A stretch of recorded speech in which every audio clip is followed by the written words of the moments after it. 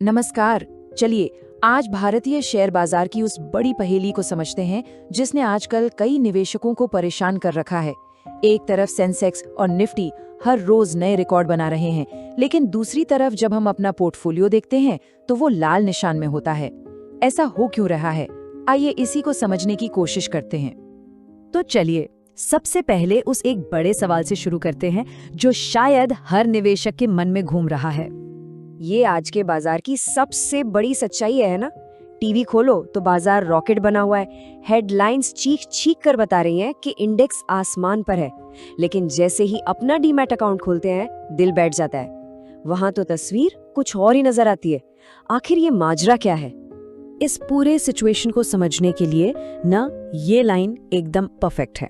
इसका मतलब ये है कि जो मुख्य इंडेक्स हैं जैसे निफ्टी 50 वो बाजार की पूरी सच्चाई नहीं दिखा रहे हैं। देखिए होता क्या है कि इंडेक्स में कुछ गिनी चुनी बड़ी कंपनियों का वजन इतना ज्यादा होता है कि अगर सिर्फ वही चल जाए तो पूरा इंडेक्स हरा दिखने लगता है, भले ही बाकी की ज्यादातर कंपनियां गिर रही हों। तो कह सकते हैं कि इंडेक्स एक तरह से उस दर्द को छिपा रहा है जो बाजार का एक बड़ा हिस्सा झेल रहा है। और ये दर्द कितना गहरा है इसका अंदाजा इस आंकड़े से लगाइए। आज लिस्टेड कंपनियों का जो मीडियन ड्रॉडाउन है, मतलब वो अपने सबसे ऊंचे स्तर से औसतन कितना नीचे हैं, वो है करीब 30%। जी हाँ, 30%। ये साफ दिखाता है कि गिरावट बस कुछ शेयरों तक ही सीमित नहीं है, बल्कि बड़े पैमाने पर फैली हुई है।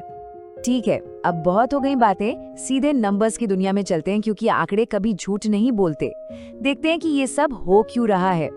तो सबसे पहले अपने बाजार के दिग्गजों को देखते हैं, यानी निफ्टी 50 की कंपनियां जिन्हें मार्केट का चेहरा माना जाता है।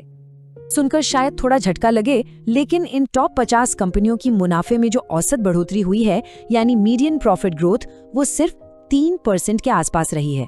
जी हाँ, सिर्फ 3%। ये तो बाजार की उम्मीदों से बहुत ही कम है। अब देखिए असली कहानी कहाँ छिपी है। असली मजा तब आता है जब हम इसकी तुलना छोटी कंपनियों के बाजार से करते हैं। अगर हम निफ्टी स्मॉल कैप 250 इंडेक्स को देखें तो यहाँ कहानी बिल्कुल अलग है। यहाँ कंपनियों के मुनाफे में औसत बढ़ोतरी लगभग 14% रही है, मतलब निफ्टी 50 से 4 गुना से भी ज्यादा। कमाल है ना। और ये चार्ट देखिए, ये तो दूध का दूध और पानी का पानी कर देता है। साफ साफ दिख रहा है कि ग्रोथ हो तो रही है, लेकिन वहां नहीं जहां सबकी नजरें टिकी हैं। बड़ी जानी मानी कंपनियां कछुए की चाल चल रही हैं, जबकि छोटी फुर्तीली कंपनियां खरगोश की तरह दौड़ रही हैं। तो इन सब का मतलब क्या निकलता है? मतलब साफ है, ये एक स्टॉक पिकर्स मार्केट है। वो जमाना गया जब आंख बंद करके इंडेक्स में पैसा लगा दिया और बात बन गई। नहीं, अब तो हीरे को कोयले के खान से ढूंढकर निकालना पड़ेगा। कहने का मतलब ये है कि सही कंपनी चुनना ही सब कुछ है। तो ऐसे स्टॉक पिकर बाजार में एक निवेशक के तौर पर रास्ता क्या है? मोटे तौर पर देखें तो 2 रास्ते नजर आते हैं। पहला रास्ता है हाई ग्रोथ इन्वेस्टिंग का।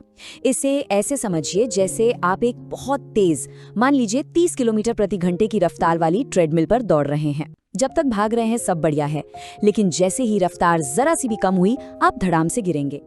वहीं दूसरा रास्ता है रिवर्सल इन्वेस्टिंग का।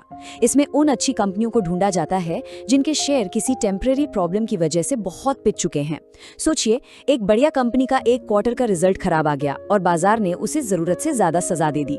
बस आप उस शेयर को तब उठाते हैं जब कोई उस पर दाव नहीं लगा रहा, इस उम्मीद में कि जब हालात सुधरेंगे तो वो अपनी असली कीमत पर वापस लौटेगा।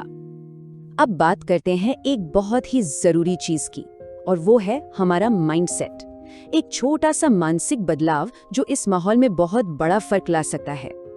देखिए, हम में से कई लोग एक मनोवैज्ञानिक फंदे में फंस जाते हैं जिसे कहते हैं लॉस एवर्जन। इसका सीधा सा मतलब ये है कि हमें 100 रुपए कमाने की जितनी खुशी होती है ना, उससे दोगुना ज्यादा दुख 100 रुपए खोने का होता है। और इसी डर की वजह से हम अपने घाटे वाले शेयरों को पकड़े रहते हैं, बस इस उम्मीद में कि एक दिन तो ये ऊपर आएगा, एक दिन तो मेरा भाव आएगा। तो इस फंदे से निकले कैसे? इसका एक बहुत आसान तरीका है, अपनी सोच को बदलिए। ये सोचना बंद कर दीजिए कि एक शेयर को घाटे में बेचा जा रहा है। इसकी जगह ये सोचिए कि पैसे को एक कमजोर खिलाड़ी से हटाकर एक मजबूत खिलाड़ी पर लगाने के लिए स्विच किया जा रहा है, एक बेहतर मौके की तरफ। और जैसे ही नजरिए में ये बदलाव आता है ना, तो वो पुराना खराब प्रदर्शन करने वाला पोर्टफोलियो जो अब तक बोझ लग रहा था, वो अचानक एक मौके की तरह लगने लगता है। ये वही कैश है, वही पूंजी है जिससे बाजार के अगले बाजीगरों यानी नए लीडर्स में निवेश किया जा सकता है। तो ठीक है, इतनी सारी बातें समझ ली। अब इन सब को मिलाकर एक एक्शन प्लान, एक गेम प्लान कैसे बनाएं? चलिए उस पर आते हैं। सबसे अहम सबक है एक बैलेंस्ड पोर्टफोलियो बनाना, बिल्कुल एक क्रिकेट टीम की तरह। आपकी टीम में कुछ तो छक्के मारने वाले विस्फोटक बल्लेबाज होने चाहिए, यानी आपके हाई ग्रोथ स्टॉक्स, लेकिन साथ ही कुछ भरोसेमंद खिलाड़ी भी चाहिए जो मुश्किल वक्त में विकेट पर टिक कर सिंगल्स लेते रहें और पारी को संभाले रखें। ये हैं आपके रिवर्सल इन्वेस्टिंग वाले स्टॉक्स। ये कॉम्बिनेशन ही आपके पोर्टफोलियो को रफ्तार और मजबूती दोनों देगा। आखिरकार लक्ष्य क्या होना चाहिए?